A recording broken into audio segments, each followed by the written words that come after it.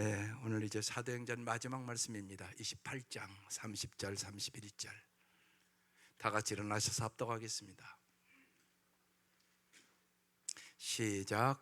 바울이 온 이태를 자기 셋집에 머물면서 자기에게 오는 사람을 다 영접하고 하나님의 나라를 전파하며 주 예수 그리스도에 관한 모든 것을 담대하게 거침없이 가르치더라. 아멘.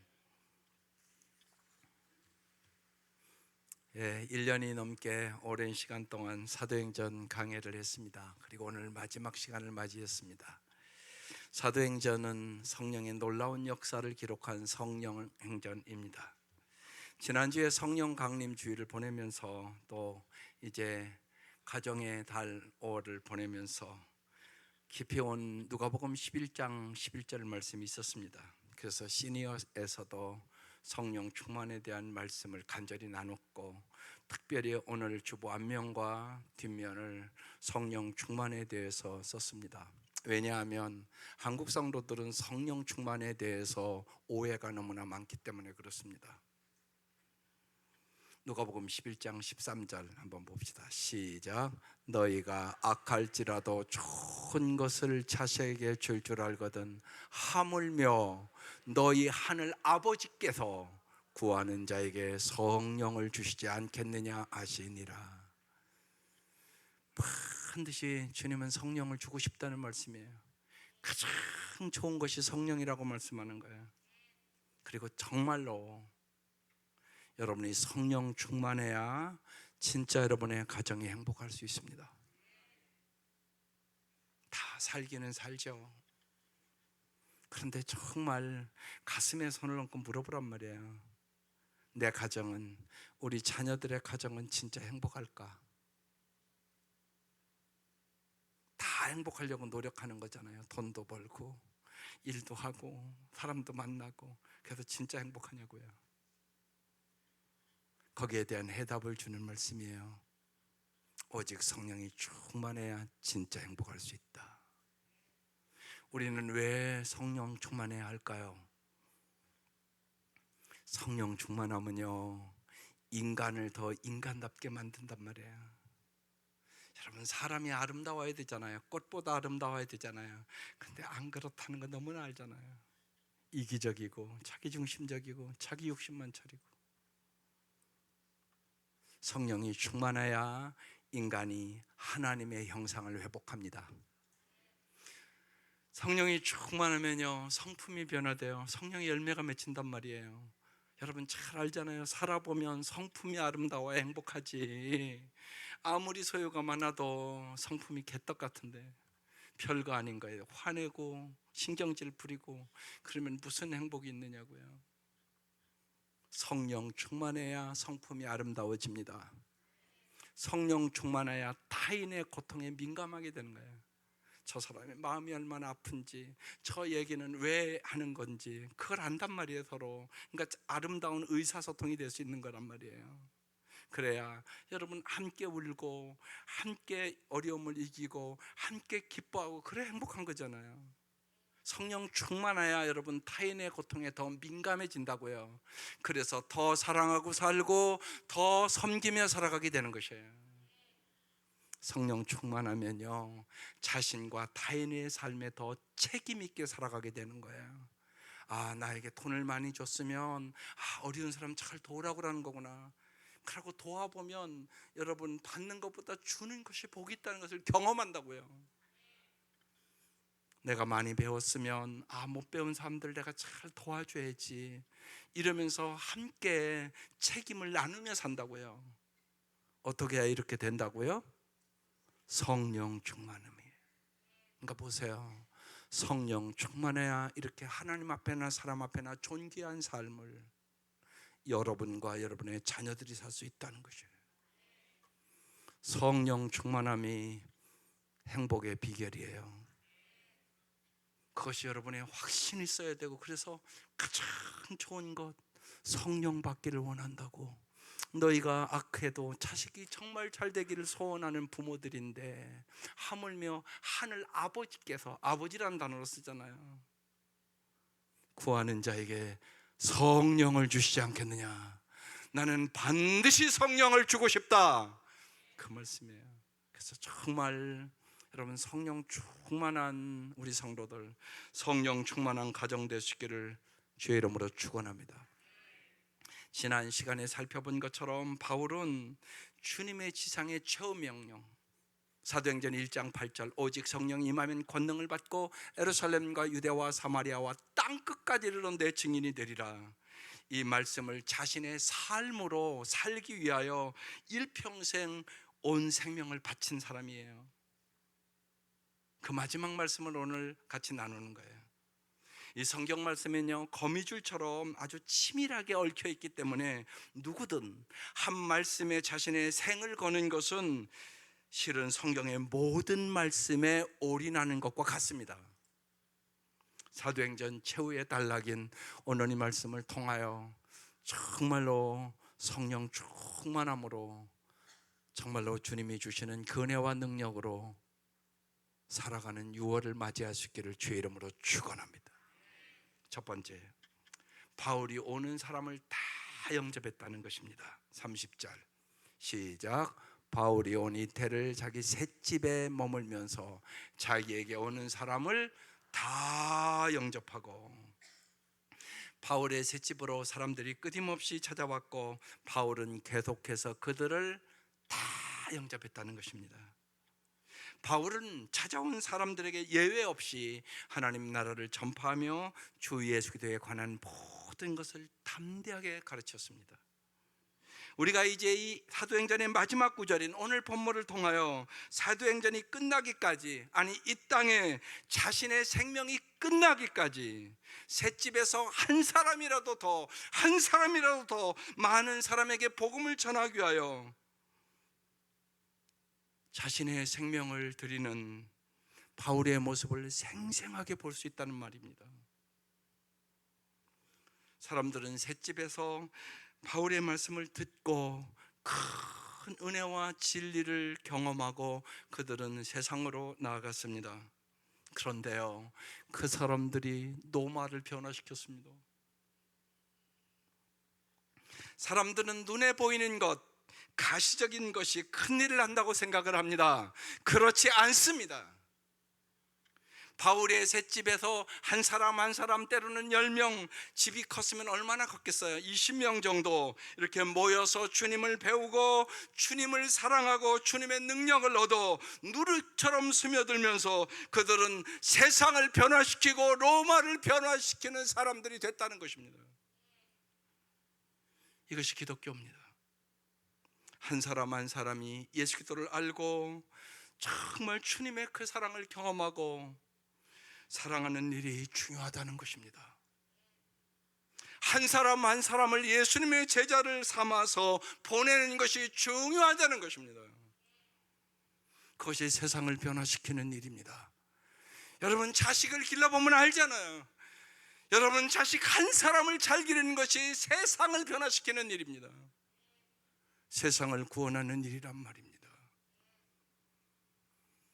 그래서 언제나 부모가 성령이 충만해야 여러분의 감정대로, 여러분의 생각대로, 여러분의 고집대로, 내 고정관념대로 자녀에게 강요하고 자녀들을 압박하지 않습니다. 오직 성령이 충만해야만 좋은 부모가 될 수 있습니다. 좋은 아내와 남편이 될 수 있습니다. 좋은 성도가 될 수 있습니다. 반드시 그렇습니다. 이제 청소년부 상공부가 끝났고 어른들도 새로운 삶이 끝났습니다. 생명의 삶은 이번 주 한 주 더 해야 끝나고요. 그러면 다 간증문을 제가 벗고 정말 기도하며 그 간증문을 읽습니다. 예, 청소년 상공부 그 간증문이 예년보다 무지하게 아이들이 잘 썼습니다. 아주 제가 감동할 정도로 잘 썼습니다. 이렇게 썼습니다. 하나님이 나를 얼마나 사랑하는지 이제 깨달았다고. 그래서 내가 구원의 확신을 가졌다고. 우리가 죄를 지어서가 아니라 죄인이기 때문에 죄를 짓는 거라고 애들이 그렇게 써놨어요. 그뿐만이 아니라 내가 주님의 손을 놓더라도 주님은 나를 영원히 사랑하기 때문에 나의 손을 놓지 않고 영원히 붙잡고 계시다는 사실을 내가 깨달았다고. 여러분 중국어도 아이들이 쓴 거예요. 은혜가 되죠. 보세요. 성령의 역사에서 말씀을 깨달으면 중학교 1학년, 3학년 아이들이 이렇게 씁니다. 놀랍지 않습니까? 이 은혜가 온 성도들에게 임하시기를 바랍니다. 그래서 사도 바울은 날마다 한 사람 한 사람 오는 사람들을 다 영접했다는 것입니다. 그리고 뭐 했다고요? 두 번째, 바울은 담대하게 가르쳤다고 써 있습니다. 31절 함께 읽어보겠습니다. 시작. 하나님의 나라를 전파하며 주 예수 그리스도에 관한 모든 것을 담대하게 거침없이 가르치더라. 담대하게 전했다고 그랬습니다. 여러분 잘 생각해 보세요. 평생 생명을 걸고 복음을 전하는 바울인데 뭘 그렇게 담대하게 전할 필요가 있나요? 그냥 편하게 전하지. 이유가 있단 말입니다. 모든 인간은요, 죄성에 찌든 삶에 익숙한 것이 죄인된 인간의 실상이란 말이에요. 복음은 인간을 그 그릇된 삶에서 벗어나게 하는 생명의 힘이에요. 오늘도 주님이 여러분을 부른 이유는 여러분이 어느 정도 사는가 주님이 다 안단 말이에요. 주님은 여러분에게 더 풍성한 삶을 주시기를 원한다고요. 더 잘 살기를 원한다고요. 항상 기뻐하고 범사에 감사하며 모든 염려를 주께 맡기고 주님 안에서 진짜 행복한 삶을 살기를 원한다고요. 근데 여러분 그렇게 못 살잖아요. 환경만 조금 어려워도 낙심하고, 병만 들어도 너무나 힘들어하고, 여러분의 삶이 아니잖아요. 그래서 하나님 또 부른 거란 말이에요. 오늘이요, 은혜 주시려고. 그런데요, 이 복음이라는 것은요, 복음이 전해지는 곳에는 죄성에 찌든 일상의 익숙함이 깨어나가는 불편함이 있단 말이에요. 그래서 복음을 받아들인 사람에게는 그 불편함은 새로운 생명으로 상승하는 발판이 됩니다. 오늘 말씀을 듣고 그 말씀대로 살아보는 사람은 이 말씀이 풍성한 삶으로, 능력의 삶으로 여러분의 삶을 반드시 변화시킨다고요. 그런데 복음을 듣고도 듣지 않고 여기 나가면서 말씀 다 잊어버린 사람은 복음에 반발을 한단 말이에요. 다 그렇지 뭐, 인간 사는 게 다 그렇지 뭐, 예수 믿는다고 별 수 있냐, 이라고 나간다고요. 그게 아니라고요. 그리스도인의 삶은요, 복음 안에서 날마다 새로워지는 거라고요. 주님은 날마다 한 주 한 주 여러분이 더 잘 살기를 원한다고요. 여러분도 자녀를 보면서 그렇잖아요. 속식이는 자녀들이 있을 거예요. 걔들은요, 삶이 안 변하는 거예요. 그래서 참 부모가 갑갑한 거예요. 저렇게 살면 안 되는데. 여러분 그런 경험을 하잖아요. 하나님도 똑같단 말입니다. 우리가 복음을 듣고 안주하잖아요. 그러면 복음을 등지거나 왜곡하는 어리석은 삶을 살게 되는 것이에요. 우리가 이렇게 지나고 보면 언제나 또 사랑하는 사람들을 보내고 그러면 언제나 그런 게 있어요. 내가 어리석었다고. 그게 다 있다고요, 사람들에게. 그래서 하나님은 매주 여러분에게 더 풍성한 삶을 주시려고 부르는 거예요. 바울이 복음을 전하는 곳마다 유대인들이 돌로 치거나 죽이려고 하며 반발했던 이유는 바울이 전한 복음이 그들의 일상의 익숙함을 송두리째 흔들고 부정했기 때문에 그래요. 그래서 바울은 오늘 복음을 담대하게 전해야 됐다고 생각하는 거예요. 목사는 여기 딱 쓰잖아요. 그러면요, 말씀을 벌써 한 주 이상 묵상을 하잖아요. 이 말씀에 저 사람은 받아들일까? 저 사람은 반발할까? 그거 안단 말이에요. 세상을 사랑하지 말라고. 그러니까 여러분의 마음에 말씀이 딱 찔릴 때가 있을 거예요. 제가 어떻게 다 알겠어요. 그런데 목사님이 오늘 꼭 나에게 하는 것 같다고, 내 삶을 다 아는 것 같이 얘기한다고, 이럴 때가 반드시 있단 말이에요. 그러면요 마음이 불편해요. 왜냐하면요 회개하라고 그러는 거니까. 너 지금 잘못 살아가고 있다고, 그러니까 회개하라고, 그래야 잘 살 수 있다고 이 얘기를 하는 거잖아요. 반드시 그런 거예요. 그래서 사도 바울이 담대하게 그걸 알기 때문에 죄인들은 복음을 전하면 반발한단 말이에요 거기에.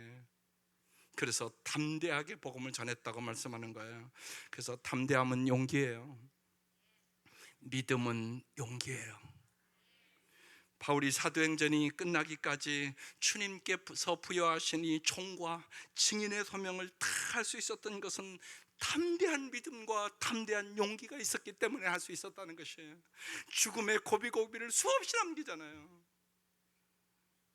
바울의 믿음의 용기의 원천은 바울 자신이 아니라 그를 불러주신 주님이셨다는 것이에요. 예수님의 담대한 용기도 그래서 우리가 볼 필요가 있어요.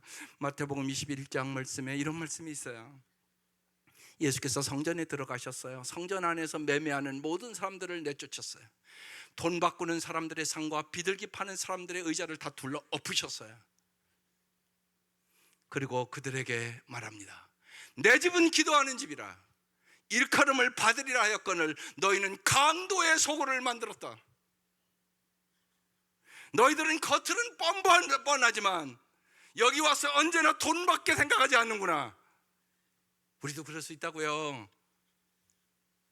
그렇게 말은 안 하겠지만 예수 믿는다고 그러면서 언제나 구체적으로 얘기하면 돈 좀 많이 달라고. 그러면 우리도 저 사람들과 똑같은 사람들이란 말이에요. 사실은 안 그런 것 같지만 돈을 사랑함이 일만하게 뿌리다. 너 예수님 좋아하는 것보다 너 돈 더 좋아하잖아. 솔직하게 얘기해봐. 그럼 듣기 싫잖아요 여러분요. 지금 그 얘기하는 거라고요. 너 돈 의지해? 진짜 예수 의지해? 대답해봐. 그럼 곤란하잖아요 여러분. 지금 얘기하는 거라고요. 예수님이 성전 정화 사건이에요. 이게 거룩해야 될 성전이 더 이상 하나님의 전이 아니었던 거예요. 예수님 보시기에 예루살렘 성전은요 오로지 사익만을 꾀하는 제사장들과 그 하수인들이 장악한 강도의 소굴에 지나지 않았다고 얘기하는 것이. 격분하신 예수님이 그런 적이 없잖아요. 장사꾼들을 다 내쫓고 그들의 접판을 다 뒤엎었어요. 이 사건은요 그런데 예수님이 십자가에 못 박혀 돌아가시기 불과 사흘 전의 일이에요. 이를테면 3년에 걸친 예수님의 공생의 마지막 순간의 일이란 말입니다.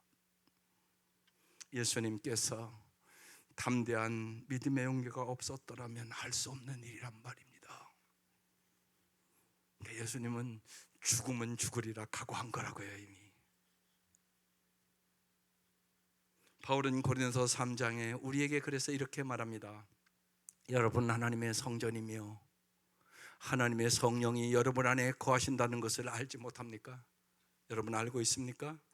성령이 여러분의 안에 있다고요. 누구든지 하나님의 성전을 파괴하면 하나님께서도 그 사람을 멸하실 것입니다. 하나님의 성전은 거룩합니다.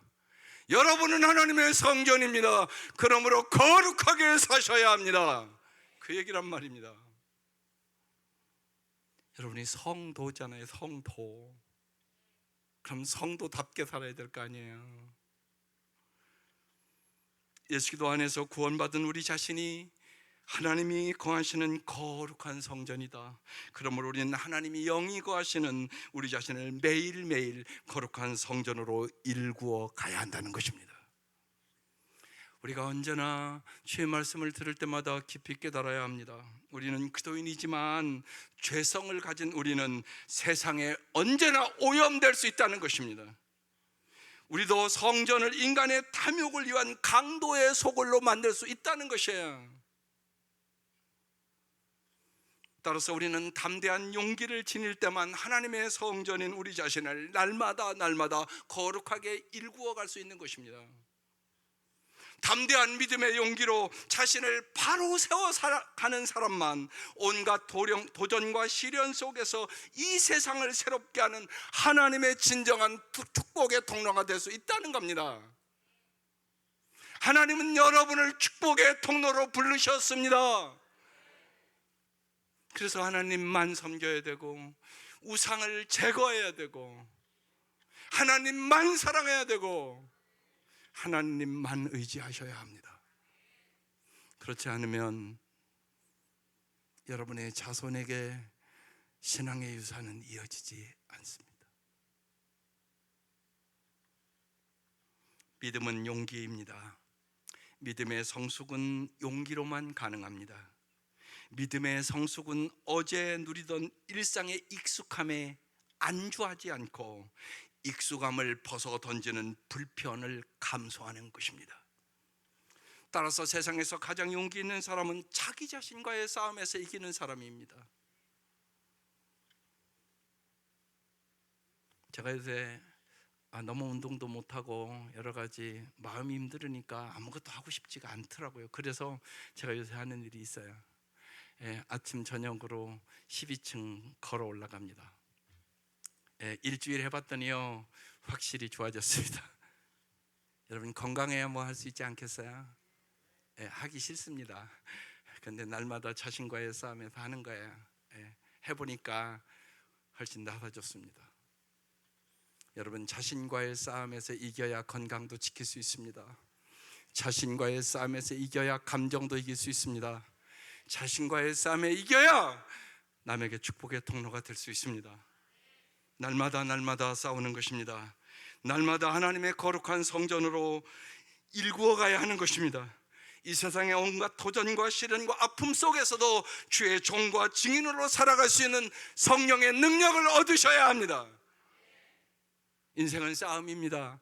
세상과 싸워야 되고, 죄악과 싸워야 되고, 마귀와 싸워야 되고, 자기 자신과 싸워야 하는 것입니다. 이기는 비결은 오직 성령 충만함입니다. 성령의 권능을 받아야 이길 수 있단 말입니다. 용기의 원천은 언제나 주님이십니다. 주님께서는 바울의 위기에 처할 때마다 바울아 담대하라, 두려워하지 말라 격려하시고 바울의 용기를 매번 북돋아 주셨습니다. 날마다 주님으로부터 용기를 얻으셔야 하는 것이에요. 그 주님의 은총으로 바울은 사도행전이 끝나기까지 용기 있는 사도의 삶으로 일관할 수 있었던 것입니다. 우리는 주님 주시는 말씀의 지혜로만 바른 길을 바르게 분별할 수 있습니다. 여러분, 잘 분별해서 투표할 수 있기를 바랍니다. 우리는 주님이 주시는 용기로만 이 세상의 온갖 도전과 시련 속에서도 낭망하지 않고 절망하지 않고 바른 길을 걸어갈 수 있습니다. 주님께서 주시는 용기를 주실 때만 어떤 불이익과 불편함이 있어도 바른 길을 포기하지 않는 인내의 삶을 살아갈 수 있게 되는 것입니다. 우리는 주님께서 용기의 은혜를 주셔야만 누구와도 불의와 타협하지 않고 바르게 더불어 함께 살 수 있습니다. 꼭 잊지 마셔야 됩니다. 참 사랑은 사람을 바르게 세우는 것입니다. 그러므로 우리의 힘으로 할 수 없기에, 인간은 한계가 있기에, 내 생명도 한계가 있기에, 또 내 의도 한계가 있기에 날마다 매일 기도해야만 되는 것입니다. 어떻게 기도하시겠습니까? 그래서 기도문을 오늘 써드리는 겁니다. 주님, 오늘도 바른 것을 분별하시는 지혜와 바른 것을 실행하시는 용기와 바른 것을 포기하지 않는 인내와 바르게 더불어 사시는 은혜를 주십시오. 이 기도를 여러분 날마다 하셔야 합니다. 깊이 생각하며 기도하셔야 합니다. 사도 바울이 그렇게 살았습니다. 그래서 바울의 목회는 눈물과 겸손과 인내의 목회였습니다. 기도했기 때문에, 성령에 충만했기 때문에 걸어갈 수 있는 그 길이었단 말입니다. 마지막으로 바울이 거침없이 가르쳤다고 써 있습니다. 31절에 다시 한번 읽겠습니다. 하나님의 나라를 전파하며 주 예수 그리스도에 관한 모든 것을 담대하게 거침없이 가르치더라. 이 거침없이라는 단어가 마음에 확 따왔습니다. 그래서 설교 제목을 그렇게 정한 겁니다. 사도 바울이 무엇을 가르쳤습니까? 하나님의 나라와 예수 그리스도에 관한 모든 것을 가르쳤다고 써 있습니다. 바울은 하나님의 나라에 대하여 가르쳤습니다. 세상 사람들은 하나님의 나라가 있다는 것을 모릅니다. 그래서요, 이 세상이 전부인 줄 알고 삽니다. 그런데 여러분, 많은 성도들도 그렇게 삽니다. 이 세상이 전부입니까? 오늘 부르면 가는 건데 그냥. 이 세상이 전부 아닙니다. 그런데 이 세상이 전부인 것처럼 사는 성도들이 훨씬 많습니다. 이 세상은 영원하지 않습니다. 하나님의 나라는 영원합니다. 기독교의 핵심은 하나님의 나라에 있습니다. 하나님의 나라가 이 땅에 오시옵소서.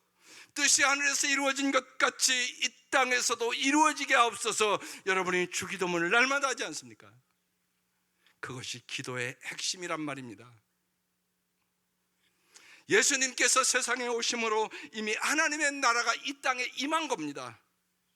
전도는 하나님의 나라가 시작되었고 당신과 나같이 구원받을 수 없는 사람이 예수로 말미암아 예수의 십자가의 그 은혜와 사랑으로 하나님의 나라에 들어가게 됐습니다. 이렇게 초청하는 게 전도예요. 세상 나라는요, 사탄이 통치하는 나라입니다. 인간의 욕심과 죄와 사망이 통치하는 나라란 말입니다. 그러나 하나님의 나라는 하나님이 주관하시고 하나님이 통치하는 나라입니다. 의와 평강과 희락의 나라입니다. 오늘 우리가 살고 있는 이 세상에는 하나님의 나라와 이 세상 나라가 공존합니다. 기도인들은 이 세상에 살지만 하나님의 나라에 속한 것을 아는 사람들이 진정한 그리스도인입니다. 우리는 영혼을 바라보고 삽니다. 세상 것이 다가 아님을 우리는 믿습니다. 썩어질 세상을 위하여 사는 것이 아니올시다. 세상에서 하나님의 나라를 날마다 살아내야 하는 것입니다. 그래서 정말 우리가 찬송한 것처럼 초막이나 궁궐이나 내 주 예수 모신 것이 하늘나라, 이것이 여러분의 간증이 되셔야 하는 것입니다. 그래서 바울은 예수 그리스도에 관한 모든 것을 하나님의 나라와 함께 가르쳤다고 써 있습니다. 바울은 기독교를 전하지 않았고 예수를 전했습니다. 바울의 관심은 조직이나 제도나 건물이 아니라 오직 예수 그리스도였단 말이에요. 건물 아무리 잘 전해도 여러분이 예수를 모르면 다 소용없는 짓이라고. 교회는 건물이 아니라고요. 여러분이 교회라고.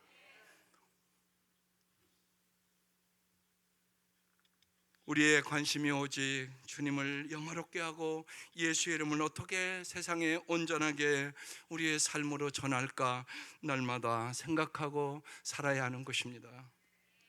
그래서 오직 영혼을 구원하고 제자 삼는 교회가 되어야 하는 것입니다.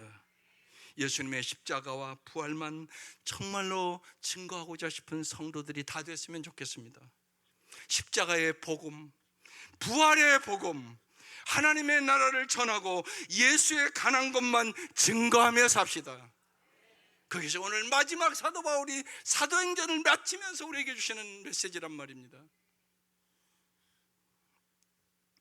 예수님 때문에 내가 이렇게 살게 되다니, 예수님 때문에 나에게 이 영원한 축복이 임했다니, 여러분 이것이 있어야 되는 거 아니세요? 지난주에 컨퍼런스 가서 제가 지난주에도 말씀드렸지만 딱 갔는데 예수님 때문에를 부르는 거예요. 근데 그 가사가요, 내 마음을 두드렸어요. 그렇지, 내가 예수님이 아니면 어떻게 여기에 와서 이 찬송을 부르고 있겠어. 슬픔의 구렁텅이에 빠져서 허우적거리고 헤어나오지도 못했겠지. 그 생각을 아니할 수가 없었습니다. 오늘 이 아침도 마찬가지입니다. 예수님 때문에 제가 이 아침 설교합니다. 예수님 때문에 하나님의 은혜를 전하는 것입니다. 죽음 너머의 세계를 믿기 때문에. 여러분, 그게 그렇게 쉬운 거 아닙니다. 인생의 역경과 고난과 슬픔과 아픔이 누구나 있습니다. 그것을 이기게 하시는 분은 오직 예수 그리스도입니다. 예수님 때문에 여러분의 인생에 어떤 어려움이 있다 할지라도 예수님 때문에 행복할 수 있기를 바랍니다. 예수님 때문에 승리할 수 있기를 바랍니다. 정말 예수님 때문에 내가 이 어려운 환경 속에서도 기뻐할 수 있었고, 감사할 수 있었고, 기도할 수 있었고, 예수님이 나와 함께 하심으로 승리했다고 간증하며 살아가는 우리 성도들 되시기를 주의 이름으로 축원합니다. 거침없이라는 단어는 헬라어 방해 없이, 자유로이라는 뜻입니다. 바울은 최악의 상황 속에서도 사도행전이 막을 내리는 마지막 순간까지 복음을 거침없이 전했다는 것입니다. 감옥에서 신약성경 에베소서도 쓰고 빌립보서도 쓰고 빌레몬서도 쓰고 거침없이 기록했습니다. 하나님의 말씀에는 본래 거침이 없습니다. 말씀이신 하나님께서는 흑암과 혼돈 속에서 말씀으로 천지를 창조하셨습니다. 말씀이 육신이 되신 성자 예수님은 거침없이 죽음을 깨트리고 부활하셔서 인간을 위한 영원한 구원자가 되셨습니다. 성경 속의 하나님의 말씀은 칠흑 같은 어둠 속에서도 당신의 자녀들이 가야 할 바른 길을 거침없이 알려주는 인생사용 설명서입니다. 하나님의 말씀대로 살면 반드시 복을 받습니다. 인생의 말년에 바울이 최악의 상황 속에서도 하나님의 말씀을 거침없이 전하고 가르치며 기록할 수 있었던 것은 바울 자신이 위대한 영웅이거나 무슨 초능력이 있어서가 아니라 그가 자신의 생을 걸었던 하나님과 하나님의 말씀이 본질적으로 거침이 없는 능력이기 때문에 그런 것입니다.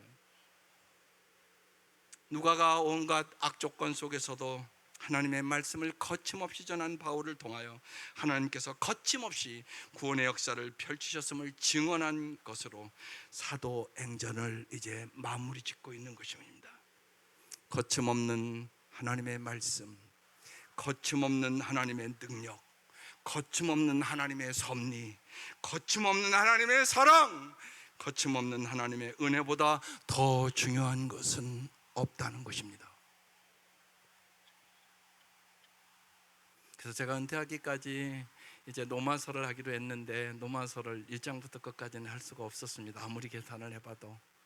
그래서 로마서 1장부터 7장까지는 여러분이 집에서 좀 잘 읽어보시고 로마서 8장 한 장만 진짜 알아도 신앙생활을 잘 할 수 있는 게 로마서 8장이에요. 로마서 8장에서 16장까지 끝낼 것이에요. 그래서 1장부터 7장까지는 집에서 좀 이렇게 좀 읽어오세요. 그러시면 넘어서 8장부터 정말 그리스도인이 어떻게 살아야 될 것인가 그 얘기를 하고 있거든요. 그래서 더 큰 은혜를 사모할 수 있기를 바랍니다. 누가는요 바울의 참수형으로 이 사도행전을 이렇게 29장까지 써서 마칠 수가 있단 말이에요. 그런데 그렇지 않고 28장에 끝냈단 말입니다. 이유가 있단 말입니다. 인간 세상에서는 바울의 참수형이 위대한 순교로 투영되지만 하나님께서 바울에게 베풀어 주신 은혜의 거울에 비춰보면 바울이 당한 참수형은요 하나님의 은혜에 응답하기 위한 그 시대 주님의 종과 증인으로 겪어야 할 모든 기도인의 일상의 삶이었단 말입니다. 스데반도 순교했잖아요. 집사인데.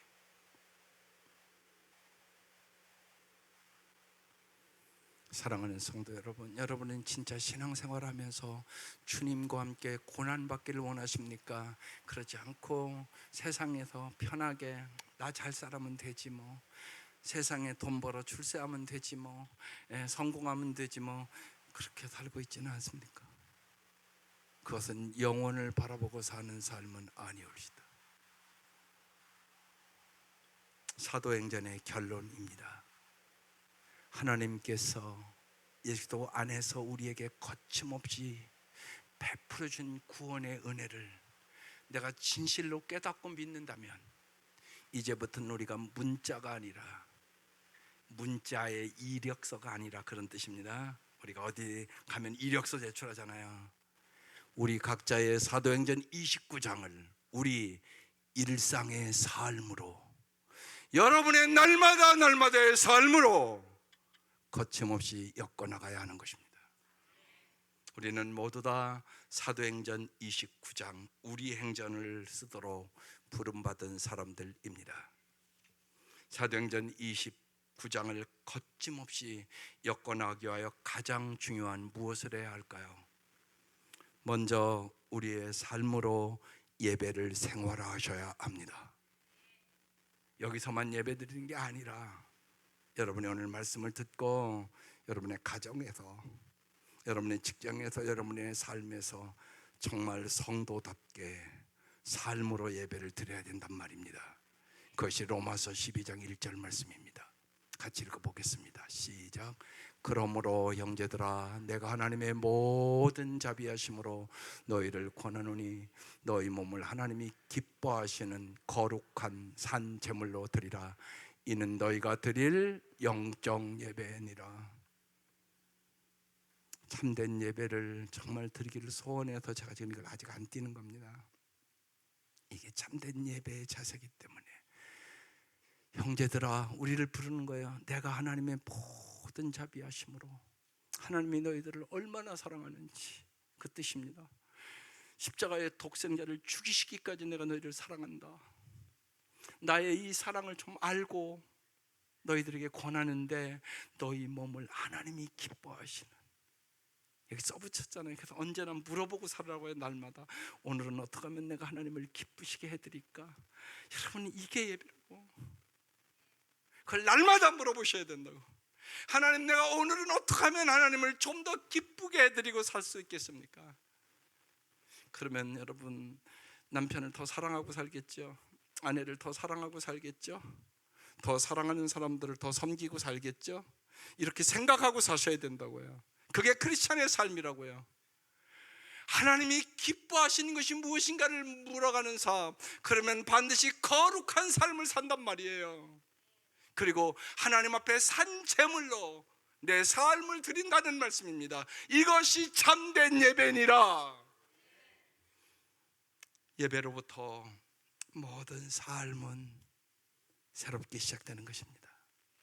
우리의 생각을 초월하시는 하나님께서는 때로는 우리의 실패를 통해서도, 가난을 통해서도, 병듦을 통해서도, 고통을 통해서도 우리를 위한 당신의 신비로운 섭리를 거침없이 오늘도 이루어 가십니다. 어떠한 형편이든지 바울처럼 주님의 종으로, 주님의 증인으로 우리의 날마다 일상의 삶에서 사도행전 29장을 정말로 엮어가는 참으로 귀하고 귀한 우리 성도들 되시기를 주의 이름으로 축원합니다. 기도하십시다. 사도행전을 마치면서 주님께서 특별히 성령의 충만함을 내가 너에게 주고 싶다고 주님 말씀하십니다.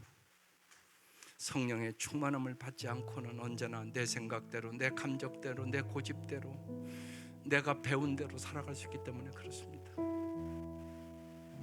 오직 성령의 충만함을 받아야만 이제 사도행전 29장을 여러분의 삶에서 진실로 살아내고 여러분이 영원한 축복의 통로가 될 수 있음을 믿습니다. 기도하십시다.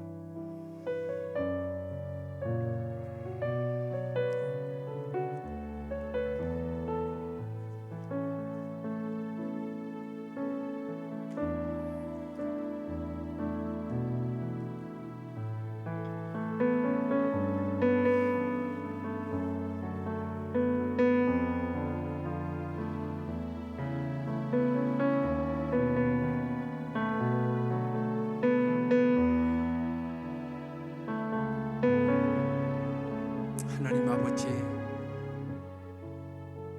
영원한 우리의 아버지, 우리가 사도행전의 말씀을 함께 다 나눴습니다. 이 시간 진실로 주님의 소원이 뭔가를 저희들이 알게 하시옵소서. 하나님, 우리 모두에게 오직 성령의 충만함을 부어주시옵소서. 성령님께서 우리의 생각도, 우리의 마음도, 우리의 입술도 날마다 주장하여 주셔서 우리의 삶에 성령의 열매가 있는 아름다운 성품을 갖게 하여 주시고 성령님이 주시는 은사와 능력으로 주님이 주시는 지혜와 능력과 그 사랑을 받아 참으로 이 땅에 살아가는 동안 나 때문에 복을 받는 사람들이 많아지게 하시옵소서. 나 때문에 구원받는 영혼들이 있게 하여 주시옵소서. 그래야 진실로 하나님께는 영광을 돌리게 하여 주시고 저희들이 주 앞에 서는 그날 의의 면류관, 영광의 면류관, 생명의 면류관을 얻게 하여 주옵소서. 예수님의 이름으로 기도드립니다. 아멘. 오늘도 주의 말씀을 듣고 등록하기 원하시거나